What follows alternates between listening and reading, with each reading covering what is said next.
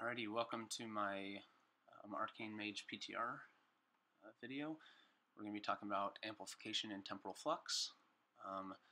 That's the build I'm using, and with Supernova and Nether Tempest to help generate Arcane Missile procs, because I'm running with Ronins.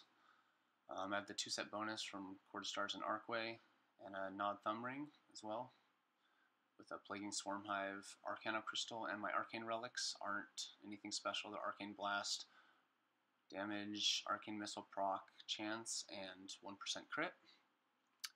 And I just wanted to go over some of the strengths of the build. As far as this build, I think Arcane Missile damage is increased to about 35, I think, percent overall, which is where Arcane Blast is as well.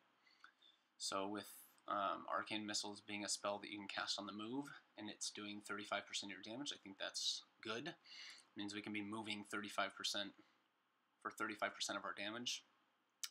Also, something that I think is really overlooked with Temporal Flux is that you have a faster cast. And so while it may not sim higher necessarily, I think having faster cast is the difference between casting before you have to move with the Arcane Blast, which is really the only time that we can't move now.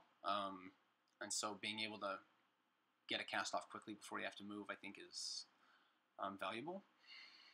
And using Supernova and Nether Tempest helps generate Arcane Missile procs, because in this build you're going to have less mana than you can spend typically, and that helps to prolong your burn phase to a slow burn so that you have less of a conserve phase, and it helps with the Arcane Missile generation, and that will produce more damage the more Arcane Missiles you have, because it actually deals more damage than Arcane Blast does.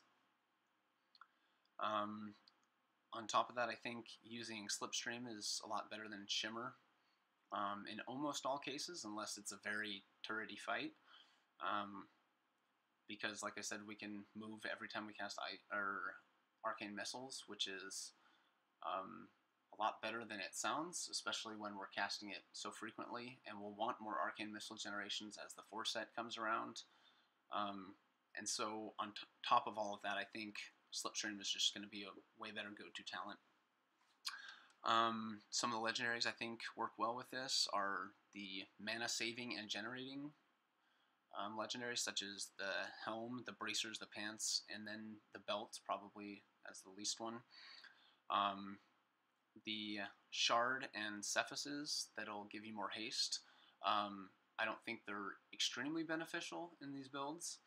If you have the choice of having all of these legendaries, I would omit those two until you have too much mana that you can't spend it fast enough to use Evocation when it comes off cooldown. So if you had the Helm, that might be a problem, in which case you might want to use Shard of the Exodar to have more haste, or you might want to stack more haste. As far as relics, there's nothing in particular that's amazing outside of Arcane Missiles percent chance to proc, whereas with the overpowered build you might want to extend your arcane power by 1 second. That might be better in that build. And then as far as trinkets, nothing in particular sticks out, just the ones that have been good, such as the Ruby, the Arcano Crystal, Neuraxis, and such. Those will be the go-to trinkets. And outside of that, I definitely think this will be the go-to single target talent, or it'll be one of them. I don't know how the Sims will compare in general and what the actual DPS outcome will be, but between this, I think this will be a single target setup. I don't think it'll be very AoE or cleave oriented, but it's a really good single target go-to spec, and we'll get to the AoE ones in some of the other videos. But if you like the video, please shoot me a like and subscribe. That'd really help me out. And I'll see you in the next video. You can continue watching this the rest of the way through.